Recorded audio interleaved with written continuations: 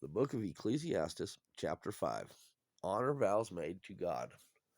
Keep thy foot when thou goest to the house of God, and be more ready to hear than to give the sacrifice of fools, for they consider not that they do evil.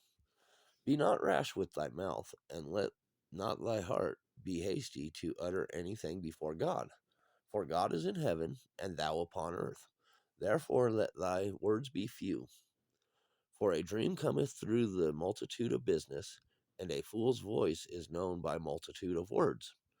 When thou vowest a vow unto God, defer not to pay it, for he hath no pleasure in fools. Pay that which thou hast vowed.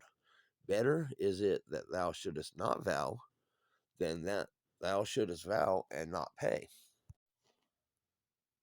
Suffer not thy mouth to cause thy flesh to sin, neither say thou before the angel that it was an error. Wherefore should God be angry at thy voice, and destroy thy work of thy hands? For in the multitude of dreams and many words there are also divers vanities. But fear thou God. If thou seest the oppression of the poor, and violent perverting of judgment and justice in a province, marvel not at the matter, for he that is higher than the highest regardeth, and there be higher than they. The profit of the earth is for all. Move over, the profit of the earth is for all. The king himself is served by the field. He that loveth silver shall not be satisfied with silver, nor he that loveth abundance with increase. This is also vanity.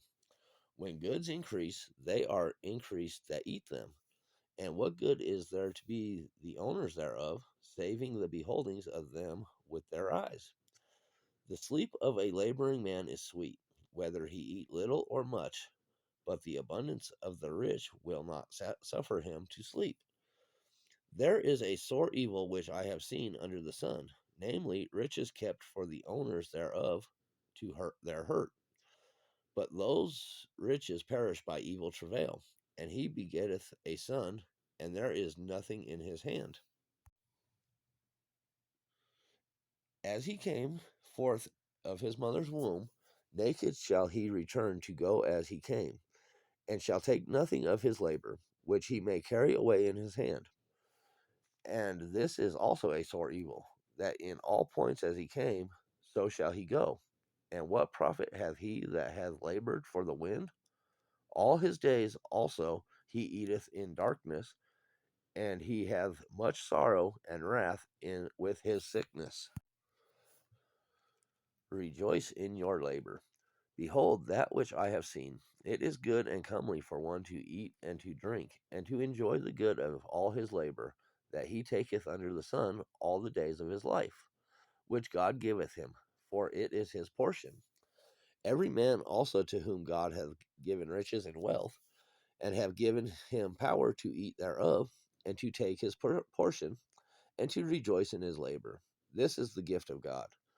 For he shall not much remember the days of his life, because God answereth him in the joy of his heart.